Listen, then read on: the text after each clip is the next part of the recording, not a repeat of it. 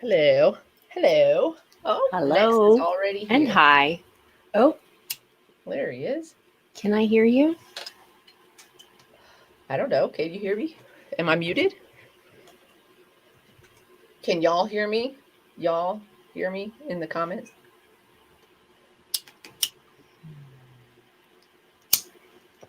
Happy Wednesday, everybody. She can't hear me. It's probably my computer, but I It can't hear probably is. you. Hey. It probably is. I'll let you figure that out. I'll say hello to everybody. We are doing a follow-up show to our Monday show. This is the Cannabis Closet, everybody. You can't hear me either? Wait, can y'all hear me? Ooh, are we having technical difficulties today? My technical I'll be difficulties, back. my blunt keeps going out. Can y'all hear me? Is what I want to know. She'll be back. Cool. Okay. So, this is the Cannabis Closet podcast. We talk about things in the cannabis industry. Okay, you could hear us both fine, but she couldn't hear me. And then, like, we can't. So, she's going to come back. But I'm glad y'all could hear us both. Good. We talk about things that happen in the cannabis space, in the cannabis industry, and in the communities that are involved as well.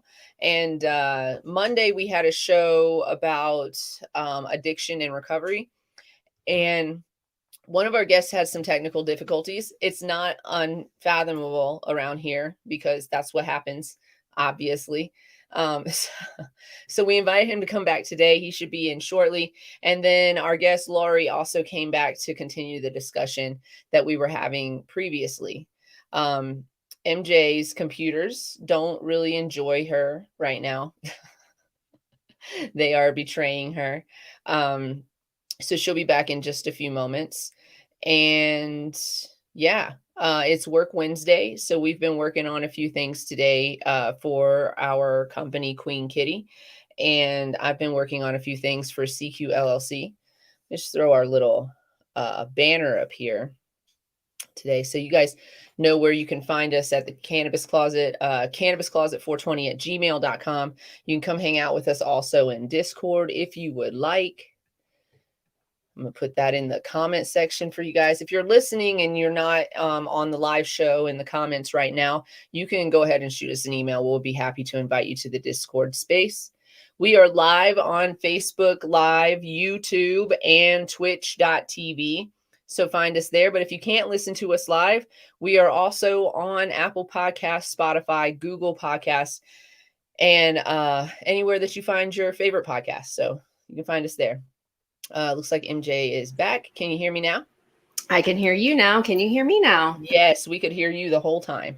And my computer is either lagging or it's dumb or I don't know what's going on, but I couldn't hear anything. Well, we're not going to talk bad about her right now.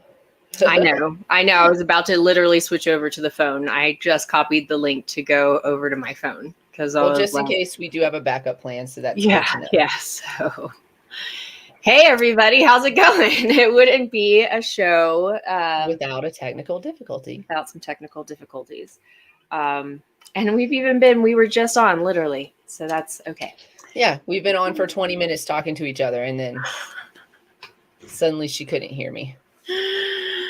Oh, I know. Well, welcome back. I know. Good computer. You had a day today. It's been a rough day. It's a weird Wednesday. But yeah. Do you feel like talking about what happened today? Because I would like to know how you assisted in that. Yeah. So I don't know if people, those that know me, have know that I am friends with a woman named Kim, and we met via. She used to have a little shop down in Minturn, and I bought a pair of sunglasses at her shop or something. That was my initial meeting of her, and then a couple of years ago, she needed a dog walker, a dog watcher. And it was right after I had lost Blossom. And so Max was one of my first dogs. that I kept overnight, and he's a big Weimaraner. And over the years, Kim consistently used me as her pet sitter, and Max was old, and she also has a cat named Ruben. And so eventually I started going over and helping her with her cat. And so Ruben was also old. He was an awesome cat who she picked up, after Hurricane Katrina. She picked him up off of the side of the road. And he was already a few years old at that point, and she's had him since then. And she just took him to Paris. Anyway, so she had to Paris is great. Yeah, she had to let Max go a couple months ago. And then decided to take Ruben to Paris with her because she had to go on another buying trip. So they came back last week, a couple weeks ago. And he's been slowly declining. He had a big tumor on his eye. It was basically, at that point, palliative care and just hanging out. He was just hanging out, eating pate in Paris, and so that's life. And so could she have said goodbye a minute earlier? Probably. But anyway, I was on my way over to drop some things off to her anyway today. And she messaged me as I was pulling in that he was having trouble breathing and not doing well. So I came up and, of course, she's hysterical. And, you could tell he's in distress. We did trigger warning this conversation, but clearly there's going to be. Yeah. Sorry, everyone. Yes. This whole show is a trigger warning. Just come here prepared for that. It's a rough day. Yeah. So it's a weird Wednesday. So I went upstairs with her, and when she took him to Paris, she had some sedatives and anxiety medicine for him. And so she's like, what do we do? What do we do? Her vet couldn't see her for a few hours, and he was in distress. So we gave him some sedatives and helped him go to sleep. He was already having trouble breathing. She was about to freak the fuck out if we didn't do something soon to help him. I feel that. And I wasn't about to sit there for 2 hours waiting for her vet to be able to be available to help him. So, hard. So yeah. Well, shit, girl. And then I took him and dropped him off so that they could take him. That was nice. You're So. really, actually, if you guys don't know, I'm not just like blowing smoke. Well, I am blowing smoke over here, but I'm like literally, MJ goes above and beyond for the people that she loves. I've seen it time and time again. She's done it for me. She's done it for others. You guys, amazing human being. So, that's rough. Yeah. Yeah. So, hung with her for a minute and came back home. So here we are. And yeah, Megan in an emergency is also kind of key. You want me on your fucking apocalyptic team? Yeah, you want her on that team. Just saying. I'm gonna toot my own horn there. She got some skills. She got skill sets that we can all utilize. So we're not that I could sew your fucking clothes. Yeah, for real. I was just like, like the futon. I'm trying to get you to come out here so that we can go like figure out a cheap way to convert my futon, because I love it, but it's not comfortable. So here's what we have to do is we have to do a cost analysis. How much is it going to cost for the foam and the cover to do it versus just buying you a new comfortable futon? But it has to be a comfortable futon. That's comfortable futon. Exactly. Keyword, comfortable futon. And I think it just needs a little bit more memory foam. Or is it just, worth it to invest and repurpose? I'm all about repurposing, work with what you got. It's already here.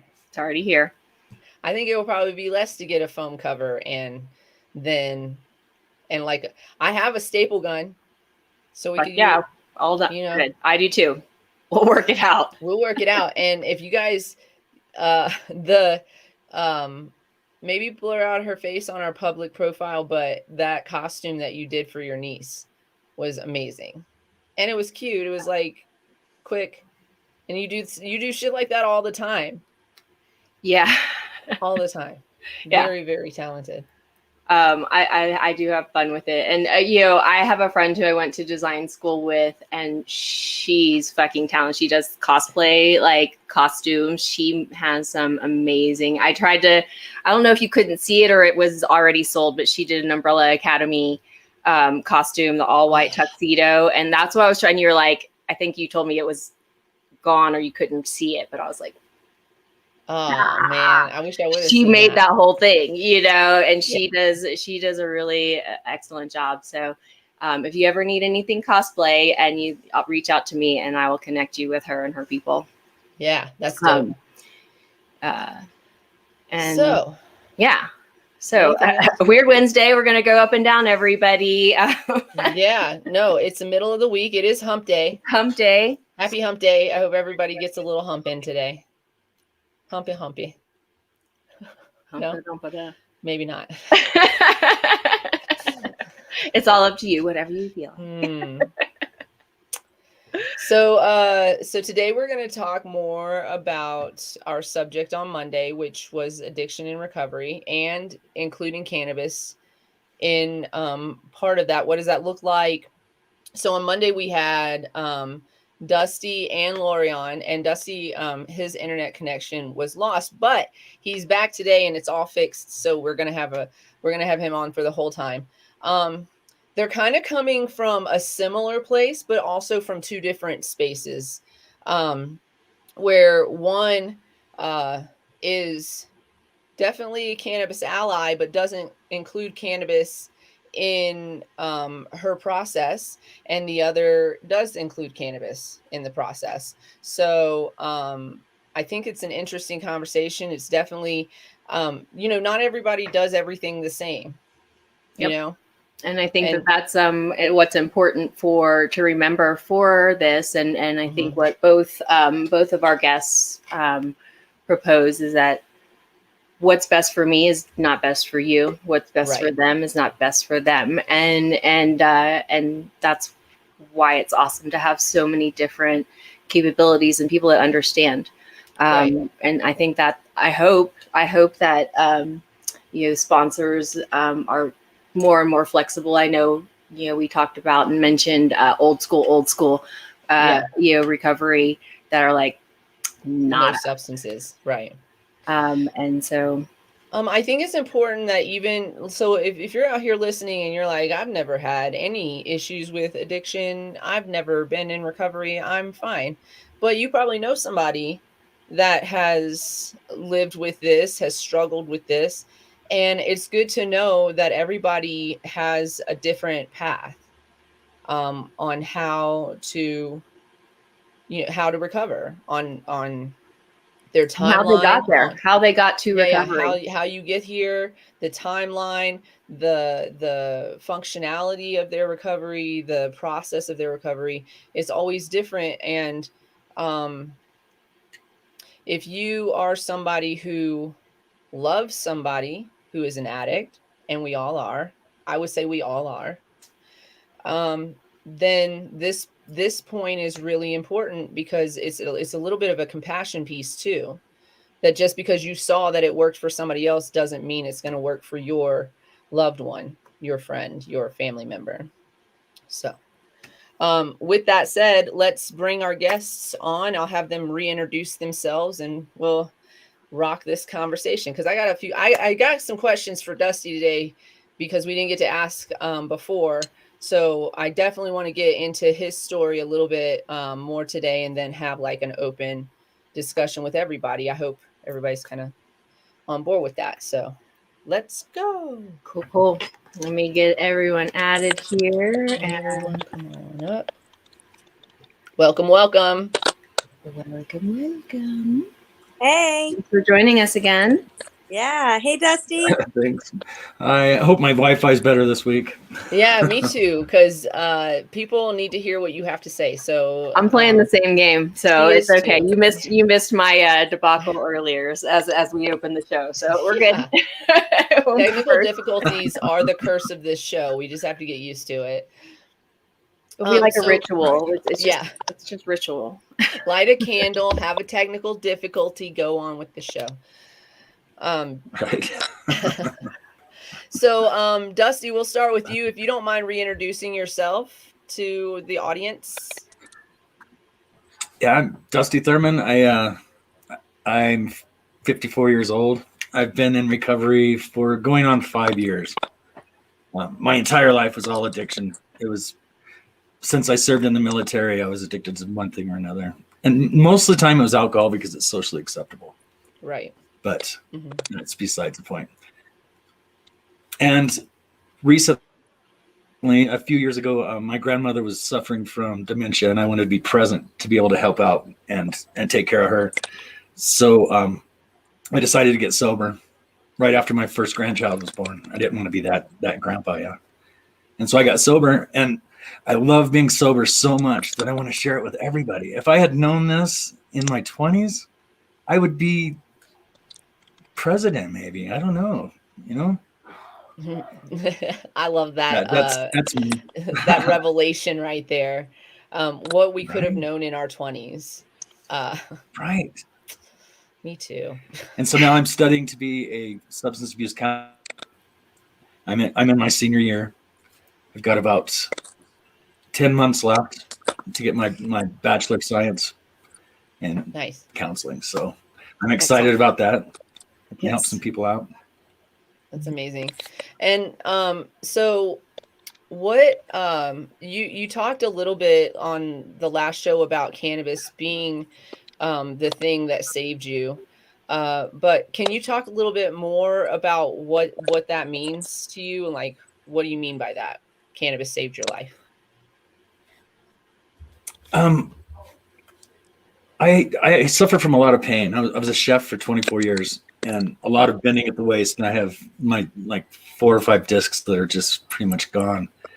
And in order to have a normal life, I have to have something to mitigate that pain, yeah. And the only thing that I've found that can mitigate that pain for me effectively and give me a quality of life is cannabis. I've tried all different substances, opiates, alcohol, everything. And the one thing that always works that maintains my quality of life and allows me to be there for my loved ones is cannabis. We talked a little bit with Lori about this on the last show too, about how how some individuals might shy away from cannabis or do shy away from cannabis because they're just going completely clean, nothing, no substances. And there's also, I think, a little bit of that. Well, I'm an addict, so this is a substance that I'm putting into my body, right? So how do you balance that in your recovery? How do you balance cannabis in your recovery with that in mind? I use Smart Recovery. It's a new program. Okay. We can hear you. I just want you to know that. Am I frozen? You froze a little bit, but that's okay. We can still hear you. You're back. Okay. I use Smart Recovery. The tools that Smart Recovery gave me, and they don't require abstinence in Smart Recovery. It's an option. Right. But Does the it tools require that I learned through abstinence? Smart Recovery, Does it require abstinence from, from what you're recovering from or other substances that are No, known to be more it addictive? doesn't.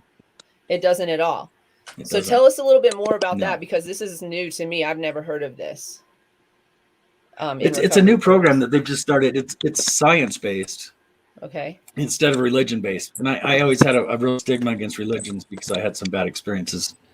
But the science based, it made more sense to me because if you can control your usage, and I chose not to use the addictive substances because I guess I'm not that strong of a dude or something, but the cannabis, it mitigated all that problem. It eases my anxiety. I have really bad social anxiety and PTSD from stuff younger, And it helps me with those. I always had to hide it, Right. with something, a substance, some kind of substance. And with cannabis, it eases those anxieties. So I'm not hiding it. I'm easing the anxiety that's causing the issue. Instead of Right. treating the problem, I'm treating the the issues themselves. Right. If that makes sense. Yes. You said something in the beginning, and I think both of you have kind of said things that make me think of this. But Laurie, I want to talk to you about like your beginning and your journey too, if you don't mind. I would definitely like to talk to you about that. But I think somebody had mentioned the other day when we were discussing this particular show that a lot of, I would say a majority of probably people who have addiction are self-medicating, and that self-medicating isn't actually treating the problem because it's mental. There's some trauma or something's going on that needs attention in that realm. What I'll start with Laurie. What do you think about that idea that a lot of that comes from a place of trauma, and that we're not necessarily treating that trauma or giving that attention? Instead, we're trying to self-medicate in these different ways, including with cannabis. What are your thoughts on that? hmm Thank you. There's so much good stuff going on. I personally, one of the first, Dusty, it's nice to actually finally meet someone who uses smart recovery. Um, all I know about it is that it's like science based that uses cognitive behavioral therapy. And we offer it at our facility. And I always tell people, you know what, if AA or NA aren't your jam, there's always smart recovery. Now to answer Candy Queen's question, a good majority, I would say, if I had to think off the top of my head, man, like 1 in 3 addicts has some form of trauma. Whether it be the majority of sexual abuse or PTSD, in any form. Um, uh, for me, for me personally, like the 12 steps is great, and I love it, and it saved my ass to save my face, but it's just not enough sometimes. And the 12-step fellowship that I'm in, we even discussed that. We tried religion, we tried psychiatry. I mean, and I tried everything to get clean, and the only thing that worked for me was a 12-step program. But I also it's a spiritual principle for me. I feel that I got clean through something that is greater than me, because in all actuality, I mean, I should be dead, and so I apply that into my life. But then I believe in science, man. Like, I got to have a therapist. Give me the tools that I need. I need a professional sometimes. And so for me, I have to correlate both worlds. Not only am I just an addict, I also have to work on my mental health as well. And I put those 2 worlds together, and then that gives me the quality of life that I suggest. And then also exercise, you know what I mean? But a majority of addiction is used by people that have suffered some form of trauma. I mean, and we get the tools on coping with that. And I think a lot of the reason why we use is because we feel victimized. I know I did. I felt like I was a victim of circumstance. I blamed all of my misery on people, and took no responsibility for my behavior. And I have learned in this, I have learned to see what my responsibility is and what role I play in my relationships with people. And I kind of took my power back when I put down drugs and admitted that I was powerless. I got my power back, actually. Yeah. That's amazing. That's really amazing. So back to, I want to come back to Dusty, because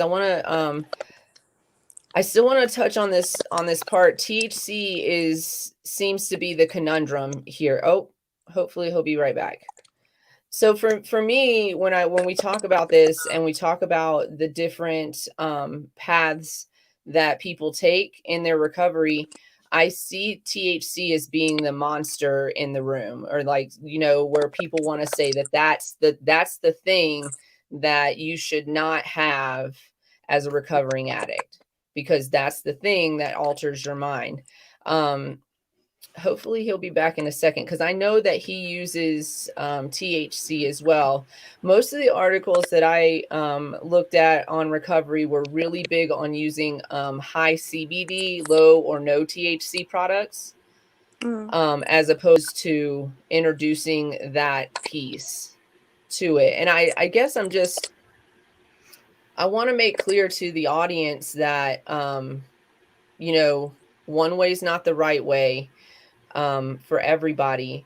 But also we talked a little bit on the last show about, you know, having that support system. And I think that, you know, at least in the beginning, if you're going to introduce cannabis as part of the process, that it might be a good idea to have a support system that understands that, that can help you with dosing, so that it doesn't come into an overconsumption problem where you're just like banging out dabs every day and then you're still not getting anything done, or you know, having good communication with your friends and family, or being able to maintain a job or anything like that. You're still in that whole cycle, right? I think it's about accountability, is having, you know, that support system and having someone to go to. And I think just like we need mentors in life to help move us forward to our next level, or even like on the basic level, I ride with people that are better capable riders than I am,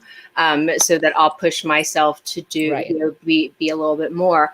And so, but if I'm riding by myself, I'm riding the easy, you know, peasy things that I know, and I'll, you know, like rely on whatever. So again, basics. But I also wanted to kind of go back to that THC year mark, and the and they're talking about the mind altering effects of THC that are, I guess, equated with substance abuses. Yeah. And, you know, but then, you know, for audience or people that are joining us that are new to cannabis, you know, there are so many cannabinoids that we are now, there's doing more research on when we start talking about THCA, THCO. No. Oh no. But Oh, THCA, THCA for sure. is good. It again offers us that cannabinoid power without the psychoactivity. Right. It has a majority of the same effects of THC without the psychoactive effects. THCA does.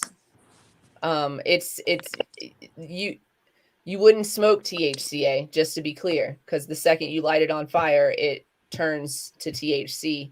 But using an internal, which I'm a big fan of whenever we're talking about like chronic illnesses, especially, and just treating an ongoing treatment, I'm a big fan of internal medicine, and, you know, and using several types of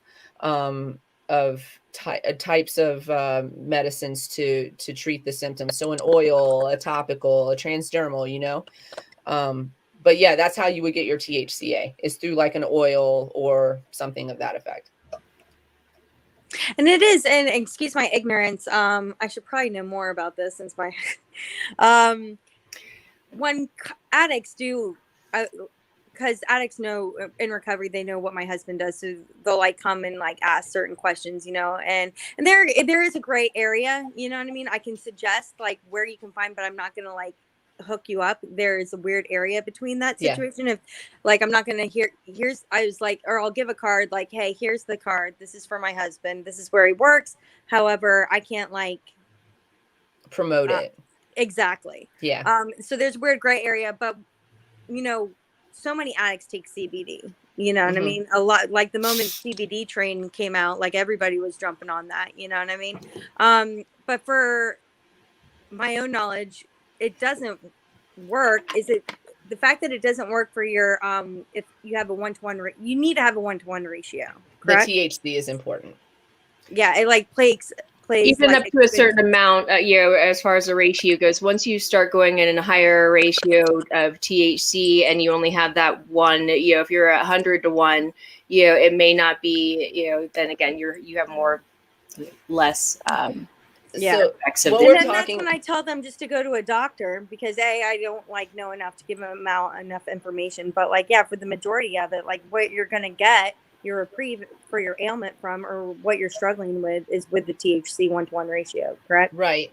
So just so everybody understands what we're kind of talking about here, is called the entourage effect. It's been coined, the phrase has been coined in the cannabis industry. And what that means is that we're using the medicine as, compounding it. So it grows like that. Naturally, the plant has more than one cannabinoid. THC is not the end all be all, and we do not recommend that you purchase anything based on the percent of THC in the material. So what we do recommend is the entourage effect, getting as many cannabinoids and terpenes into your system as possible, because they actually work together to create the health benefits that we see. And so that's what we're talking about when we say a 1-to-1 ratio. I would say that you should consider, I don't like to tell people what to do. Yeah. But We are, consider, again, we are not medical we're not professionals. doctors. We are, we have 10 Cannabis plus years knowledge. in the industry each, and have been involved with cannabis. Yes. So a 1-to-1 would be great for somebody who doesn't want that high psychoactive effect or any psychoactive effects. They could actually consider using a higher CBD to 1 THC ratio. That would actually work too. But we do want that THC because they work synergistically together to create the benefits that we see, which includes, combating with PTSD, that combats sleep deprivation, it combats anxiety and depression. CBD is really good for mental health illnesses, which when we talk about addiction, we have to talk about mental health, because a lot of addiction comes from that place of self-medicating, right? So having those compounds together is really important, as you were saying. I apologize for interrupting you on that, but we like to Thank make you. sure everybody's educated. No, and I do want to say that I am not a spokesperson for any like 12-step fellowship. I am just here sharing like my experience and just trying to create some awareness between the two worlds. So when we talk, you know a little bit about this smart recovery smart program recovery. too. So I'm really interested in how that works, especially because what Dusty was saying was like, no, you don't have to abstain from anything. But just my experience being related to and friends with and family with people who have addiction, that one drink is too many for them because they can't stop. Yeah. So does the SMART program like kind of help you change your mindset about it or around it? Can you kind of elaborate? I can't actually speak about it because I don't know.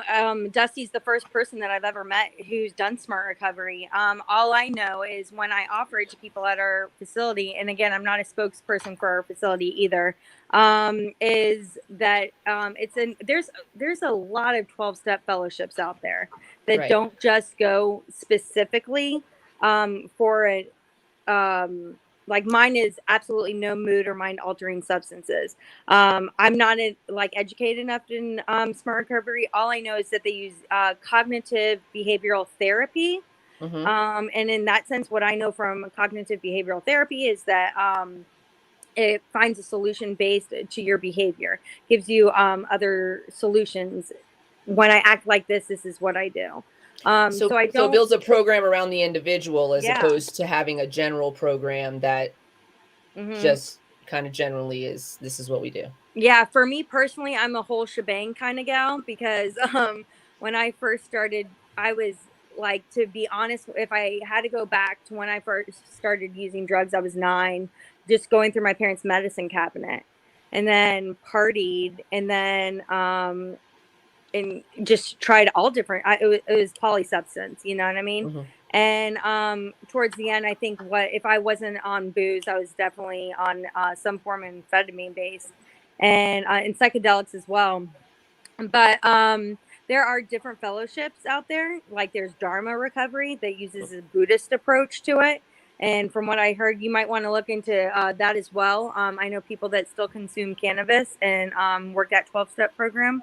And I know people that go to, crystal meth anonymous, but yet still think they can drink. And for me, I just can't. Like, I can never have a drink ever again. Now, someone has mentioned to me before, and I, again, not something that I've looked into, but it came across my, vision and ears twice, is the methadone clinics and those that use that type of therapy. And again, we're talking about different kinds of and what processes are good for different addicts. And I think too, again, we're all different people in how we do things. And so again, cognitive behavioral therapy and the SMART program versus 12-step versus, again, that the SMART program allowing for building it around what you can tolerate and holding, again, I feel like the biggest word, holding yourself accountable for your behaviors and saying, having a plan for yourself of when you're in a behavior, I guess, knowing your behaviors. A lot of people, that's a tough subject too. Are you technically clean if you've had the Vivitrol shot? Are you technically clean if you're using Suboxone or methadone? I know people who have abused both the methadone and Subutex injection or Suboxone. But then there's other people that, they rely on that as their medicine. Can it be considered another form of substitution as well? You're literally there's evidence that you can get off drugs and live clean without any substance and go on and live a normal life. But then on the other side of the spectrum, that's something between you, your higher power, your sponsor. If you're in a 12-step program using Suboxone, and honestly, if it gets you from selling your ass on the street to live a normal life or not do something that doesn't sit well with your spirit or puts you in a dangerous situation, or to the point of dereliction, you know what I mean? Then, do what you got to do to incorporate that into your recovery. So absolutely. Like we said earlier, it's different for everybody, Yeah, that's a amazing perspective, and absolutely. I also wish that I'm sitting here listening to us have this conversation, and I'm like, I also wish they would teach school children this way, in the way that they need to be taught, and not the way that we, just file everybody in, and this is this. We're all just individuals. So I think in a lot of life, that it should be that way. Things should be, modeled to the person. We are individuals, and our brains are wired all differently. So. And I will say something. I remember Dare coming in and literally thinking, I'll try all of that. And I was in 3rd grade, and I was like, yep, I want to do that. I want to do that. I was ready to get down with all of it. She was like, I don't care what you say. It doesn't look dangerous to me. Yeah, exactly. I was the opposite. I was like, how is this stuff all dangerous? My parents were in the military. I believe that shit wholeheartedly. And I think that sometimes that when we are lied to and realize that we're lied to, we go out and we're like, well, what else did they lie to us about? Right? Yeah. So my mom lied to us about how dangerous weed is, then obviously this other substance can't be as dangerous as you say it is. I would say, my parents kind of educated us on it, because we knew what drinking was. And I think at one point in our lives, we asked, our parents don't drink. And, or my sister, I don't know if she's on here. But they don't drink. They never drank in front of us. And I remember being at a certain age and our mom telling us that, alcohol abuse ran in her family, her brother, her father. And so at a certain age, she saw herself picking up the drink more and more, and decided at that time to go ahead and stop, and never drank again. My dad drank a glass of wine in front of me for the first time when they came and visited Colorado. And I think Dr. V had to pick me up off the floor because I think the only time I've ever seen a drink in my dad's hand was a joke. Someone handed him a beer and he's like, and like put it down. Like Never. Yeah. never. And so, yeah. And He's a secret wine drinker. Who knew? I was like, me. And he drank it too. He didn't just let it sit there. He actually drank it. Aww. Wow. He's all grown up I now. had to text my sister. I was like, Dad, just drink wine. Who's here with me? Who is this guy? Yeah. And, but it was, I don't know. It was just presented to us that as a not positive thing. And so I think my sister and Marla does not handle alcohol well. She found that out early in her life and she doesn't drink, I stopped drinking when I got to a legal state. I'm not going to lie. I won't lie. I was in the military and I was drunk a lot. I came to Colorado full on, I don't probably a bottle of wine a day. I don't drink at all anymore. I go to the bar and ask for a club soda. I also asked them to charge me, y'all, because I do want to tip the bartenders. So if that's a place where you can be, listen, bars should not charge for soda water or water. And I handed a guy a half gram the other day because he didn't charge me, and then he just kept refilling. I had one in my pocket, and I was like, "Here you go." We got because I like to tip them, and I don't carry cash, so the only way I can tip you is if you charge me just a little bit for my drink. So yeah. Anyways, 50 cents for your water, and I'll tip you $2 on that 50 cents. By the way, I will. I'll tip you $3 even, or maybe even $5 because you're gonna refill me all day, and that's what I would have spent on a beer, right? Something like that. I don't even know anymore. Yeah, I don't either. I mean, I do, but I don't because. Yeah, that's nice that your parents. My parents were in the military, and so I had a completely opposite experience from you.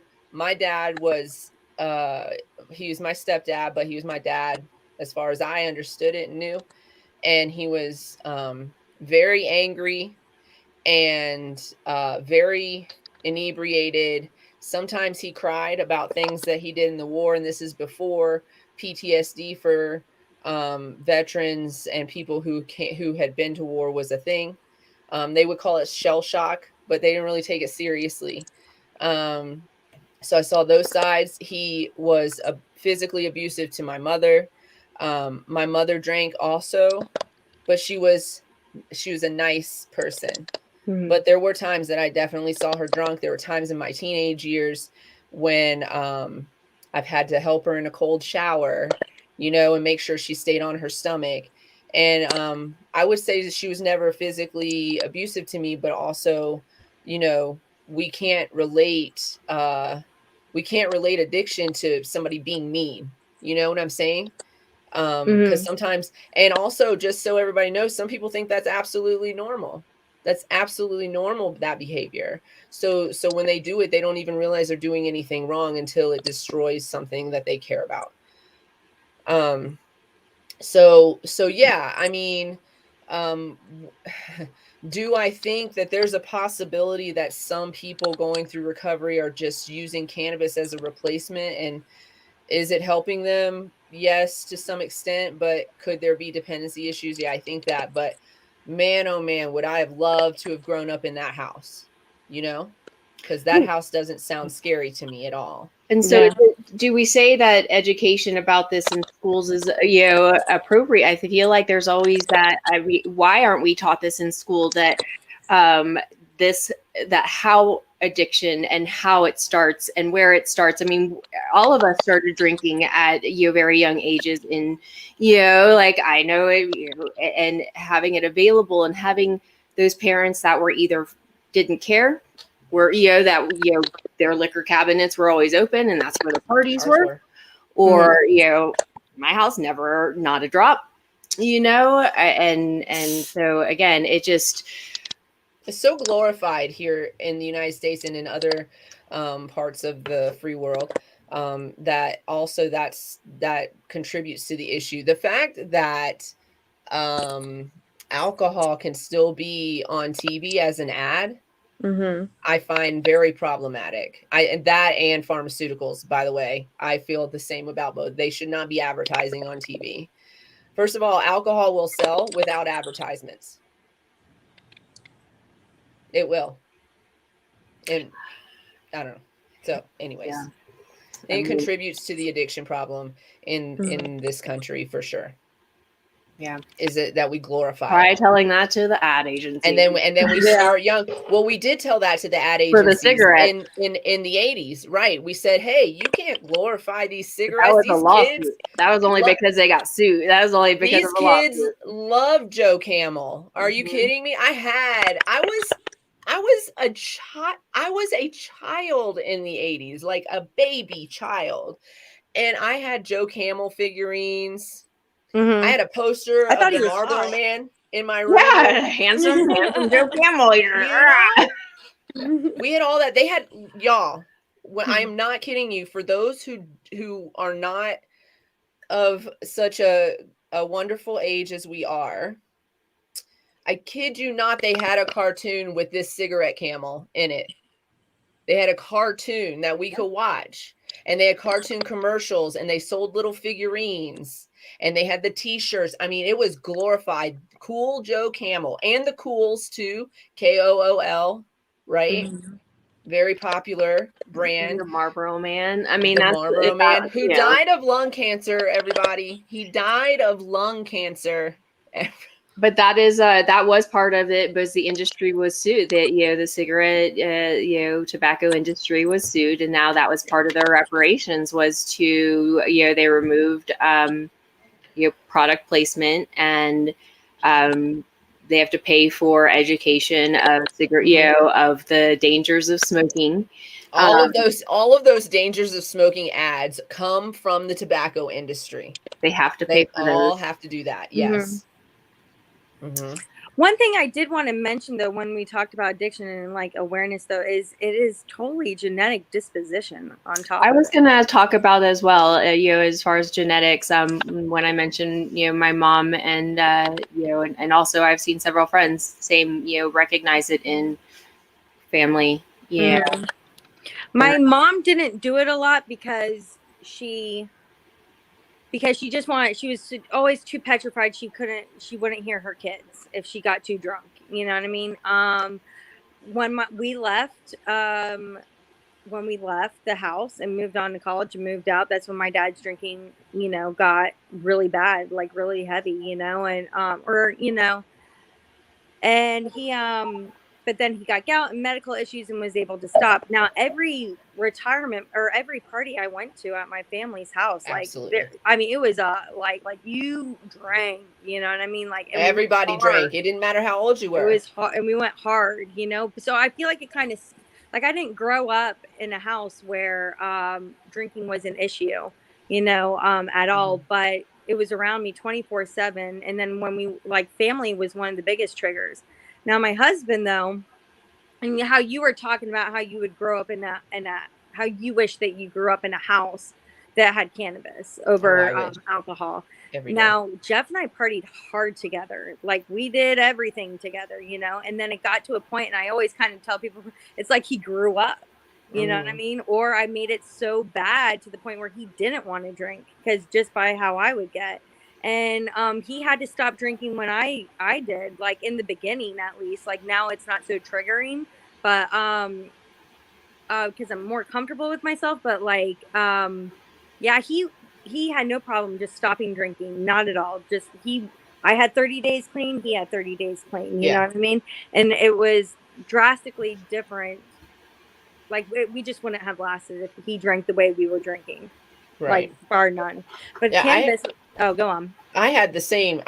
When I quit drinking, I just quit drinking. I was just like, I didn't even like it. I didn't even like the flavor, the taste. My mixed drinks would have to taste like Hawaiian Punch. Like, I did not like the flavor, but I think because this was my stepdad that I grew up watching, and my biological mother. So I think my mom a lot, she has childhood trauma, and also then was married to this abusive alcoholic. So I think there's a lot of self-medicating going on there.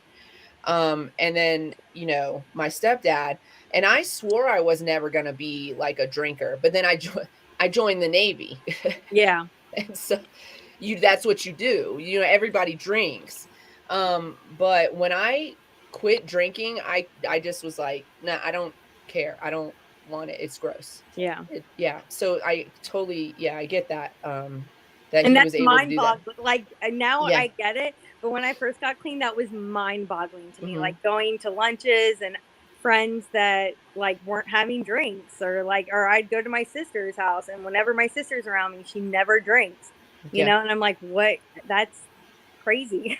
Yeah. You could definitely come into this house. I mean, my husband drinks from time to time, but there's Yeah. not a whole lot of alcohol. And Yeah. like if I have a party and I invite a lot of people, I have to make it a mission to either go out and purchase alcohol for the people coming, or tell them to bring their own, because we don't have BYOB, because we ain't got it here. we Yeah. don't have it here. What's up, Cody? Hey everyone that's joining us as we're Yeah, thanks for joining.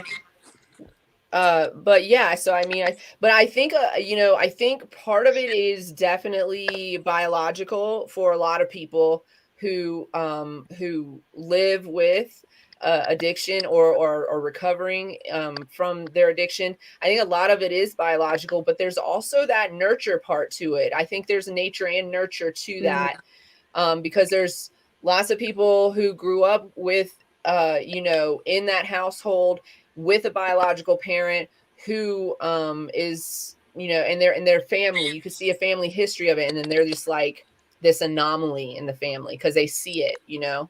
There are a few people in this world that can use those lessons for the opposite of, you know, being sucked into the behavior.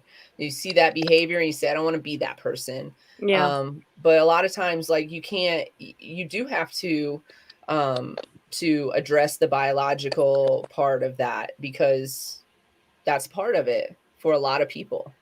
And it's not something that they can just say, well, I'm going to quit drinking now, or I'm going to quit taking this medication now, when you can see genetically that their whole family has been prone to this behavior. Would it be okay for you if I gave you some links for people that are watching that struggle with family members who are Absolutely. addicts? There's several links that they can go to. That You will can share definitely them here, and then also Okay, cool. share them to our email. And as soon as we get our websites actually published, we'll have a section for previous shows and the Cool. links for those. So, And we'll also, when you send them in the email, we'll also just make a post on our Facebook for everybody listening. We'll post it up on our Facebook, some links that you can go to for support.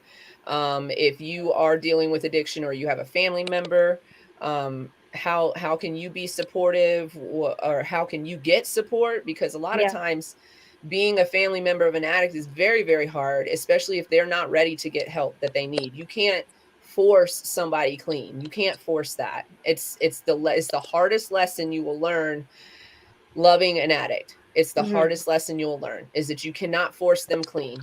You cannot. It has to be their decision, and they have to be ready for it, and they have to be ready to do the work. And the work is hard. It's hard work. It hurts. It will break your heart. It will break your heart, and it will get close to breaking them, honestly. And some people don't make it. I have lost friends, young friends, to liver disease because of alcoholism.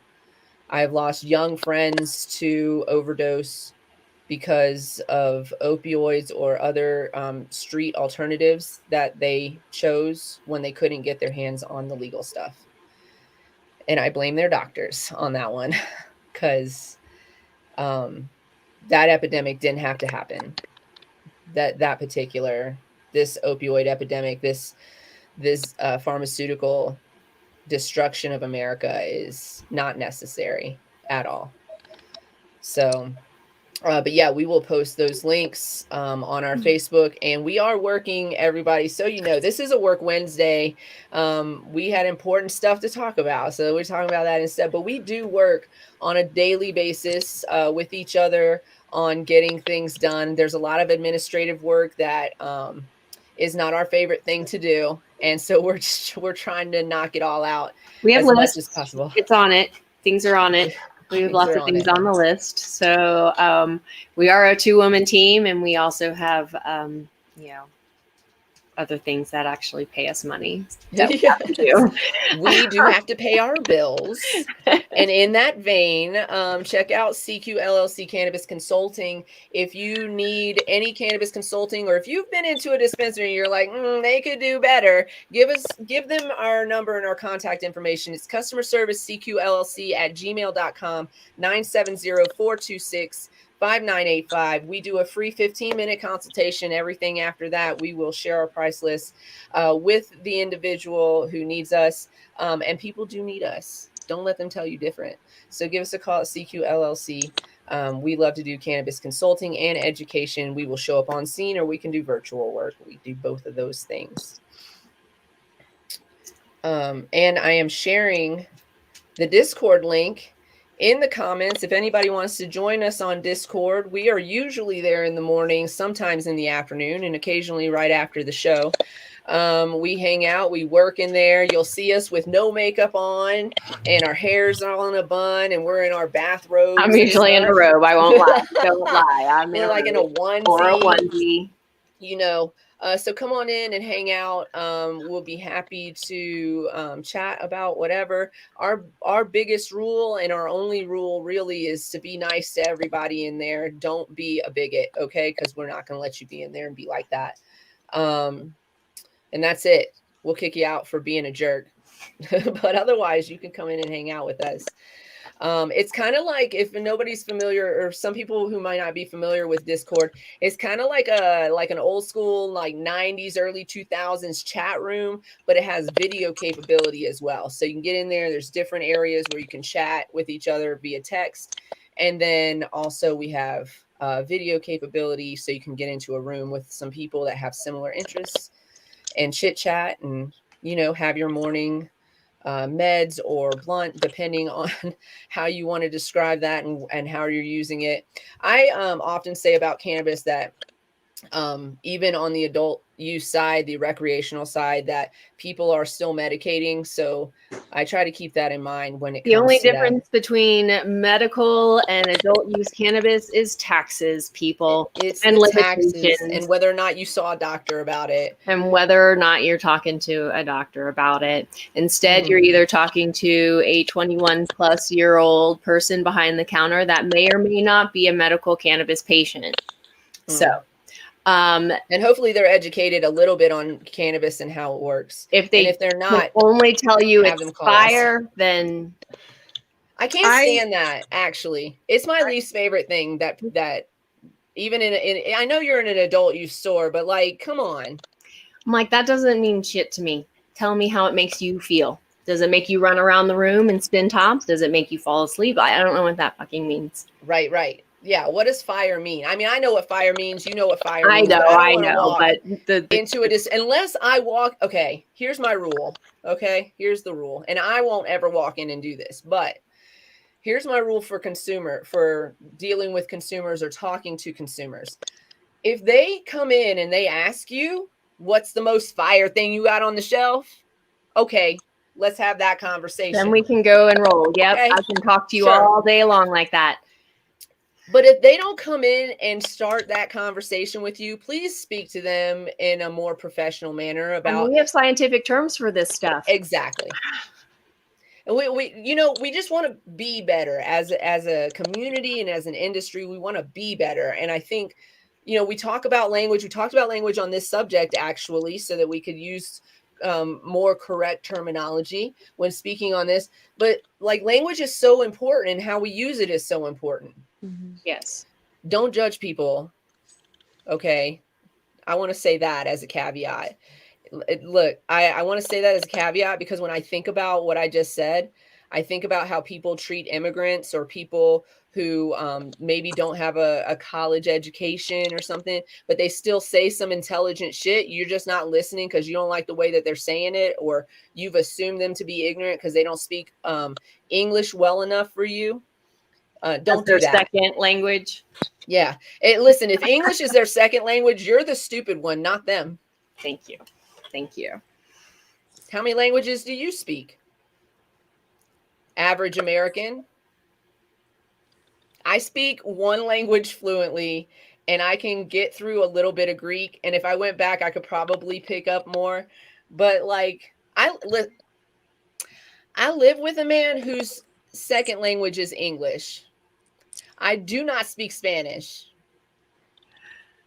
I can understand it a little bit conversationally. My but I don't last name speak is it. Spanish, and I don't speak Spanish. I took 4 years of Spanish in college, not Yeah. even in high school, y'all. In college, that was much closer in proximity. You probably do you think that if you immersed yourself in it, you would pick that back up just as like Absolutely. Greek? Okay, Easy. so If I was in Mexico, living in Mexico, or in a Spanish-speaking country, living in a Spanish-speaking country, easy all day. When I went to Costa Rica, it took me by my third day to get in a cab by myself and speak some good Spanglish. I got back to the States and within a month lost all of it. Lost it because, you know, when I was a child, I spoke Yeah. fluent German as a child because we lived in Germany for like 3 or 4 years of my life. And then I get back to the United States, nobody speaks German. my sister took German as her foreign language course in high school. She took German. Yeah. It's not the most beautiful language, but Our mom's German, so it works out. Well, my husband's father. Oh, is happy German. National Adoption Month. Oh, I'll not be here. And happy 420 on the West Coast. 421. It's 421. We missed it by a minute this time and not 30. So that's great. And also shout out for a friend of ours. It is National Epilepsy Month. So after this show for the rest of the month, when we come on, we're going to bring on at least one fact about epilepsy for our listeners. So after this show, we weren't prepared for this show, and I just made that up on the whim. I know. It's November 3rd, y'all.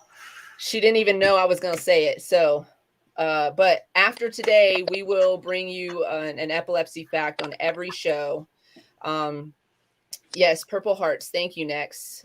So, yeah, be aware of it's, you know, of your friends that may have epilepsy, how they treat their epilepsy. A lot of them use cannabis. And how do you behave if you have a friend who has a seizure? So we'll talk about some of that stuff, and we'll look to try to maybe get a guest on to talk a little bit more in depth about it too.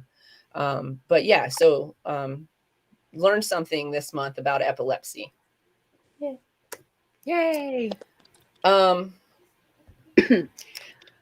Anything else? I don't think so. I mean, you lost Dusty again. I know, right? That sucks. I really wanted to get to know him, man.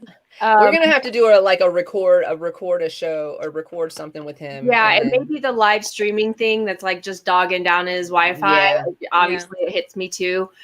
So we'll let's do a recording with him. We'll get him. You know, maybe even just like a Discord discussion. We can get everyone in Discord and do like a little chat there, even, and record it or something. I don't know. We can get creative. We can make this happen. We're going to get Dusty on. It's a part of our plan to actually start highlighting some members of the High Council. And so we definitely want to bring more people from the High Council on to talk about what they're doing in their lives. It's not always going to be wrapped up in cannabis. Why don't you tell everyone what the High Council is for those that may not know?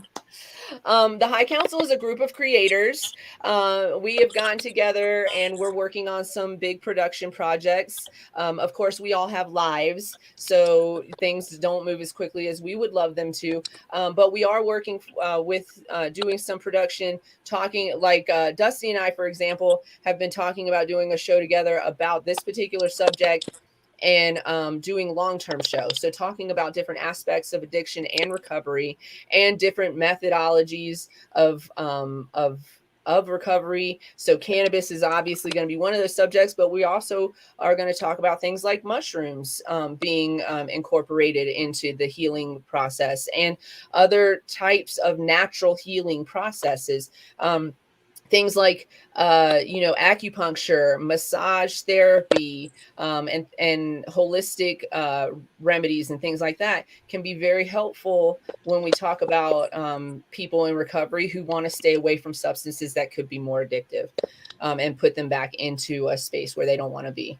Thank you, Daddy Dabs, for that compliment. We appreciate it.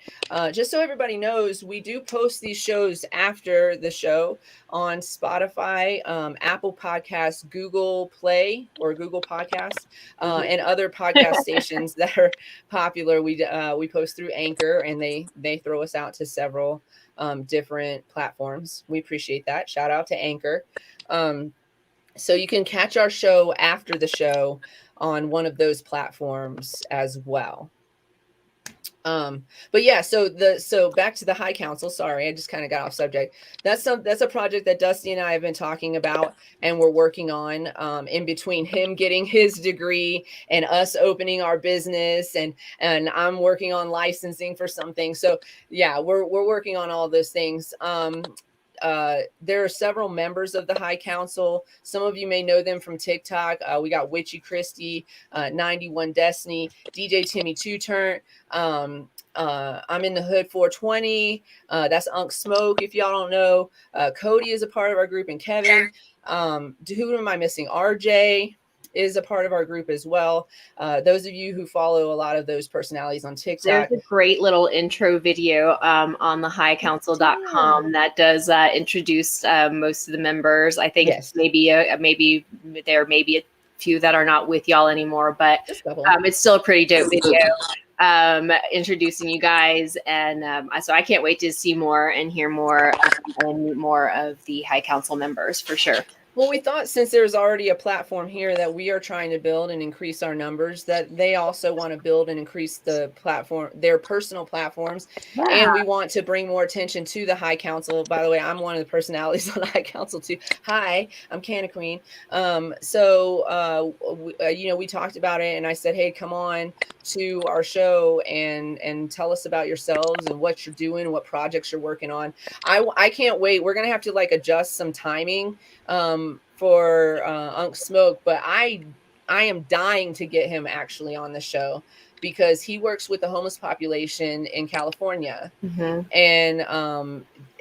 And he's doing some great work, and I want to bring him on to talk about what he does and some of the pros and cons. I mean, there's definitely both to what he's doing. I think that, and just kind of talking about and recognizing why people are homeless in this time, and why those numbers are increasing, and why programs like his exist, and why they can make a difference and are making a difference. So excited about that too. So we'll definitely incorporate a later show for that. We'll get it on the calendar. I saw a post today that I saved because it dealt with our subject matter today, but I think this also should be held for most of our human interactions, that you don't know what people are going through and why they're in the predicament that they're in. But this post was it's just like a little meme. It says, ex-drug addicts aren't low lives, and if you think so, then delete me. It's hard as hell getting clean, and I'm proud of everyone I know that's done it. I see your growth. Just know that. I want to extend that message from us, the Cannabis Closet, to you. If you are going through this, we see you. We see how hard you're struggling, and we support you. And we love you.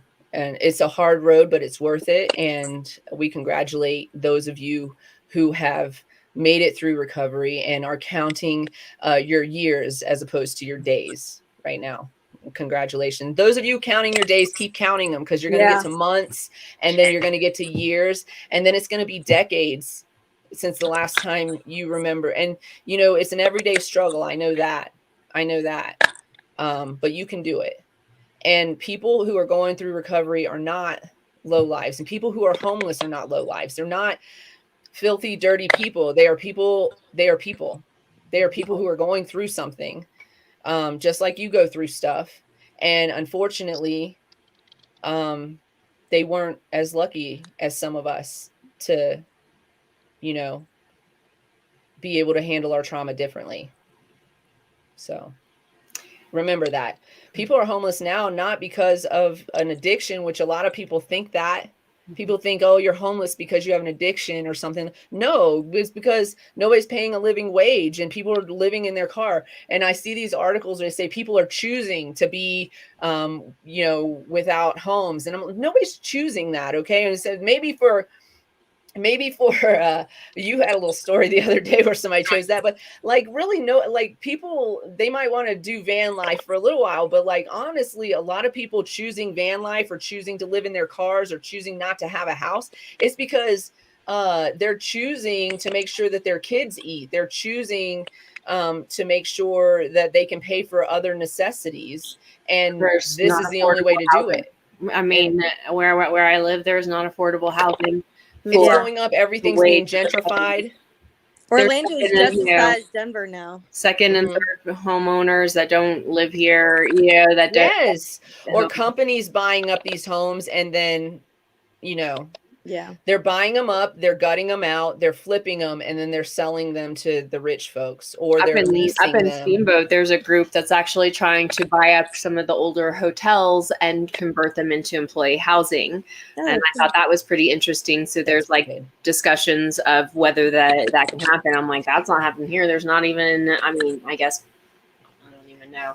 But anyway, If they want employees, they're going to have to do something they have because to do something. I mean, and even at the highest, there's, I know a couple of restaurants and facilities. I mean, one of the dispensaries here, they they buy the homes so that their employees can have housing, you know. No, because God forbid you pay your employees enough to be able to afford housing in the place where you are living and asking. Well, them it's to live. impossible here. I mean, again, to have because of the corporations, you know, is it's a whole cycle. Yeah, it's bad. And but yeah, it's interesting for sure, and definitely more discussion and how we can get Unk Smoke on.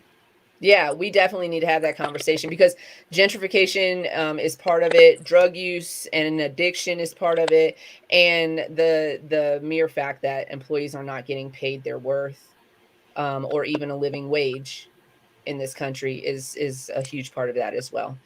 Corporations got to go. They're ruining us. You guys, these big corporations are the problem with climate change. They're the problem with homelessness. They're the problem with, you know, people living below the poverty line. That the corporations are the problem. I said it here. I said it. So shop local, support shop local, shop small businesses, and shop with, if you want to shop with corporations, find one and tell me about it that actually does what they're supposed to do. They pay a living wage, they give back to the communities that they're in, or to the world, or to the nation, whatever, however they do it. Like real philanthropy, don't send me Jeff Bezos' bullshit name, because the amount of philanthropy he does equals pennies to us. It's like literal pennies.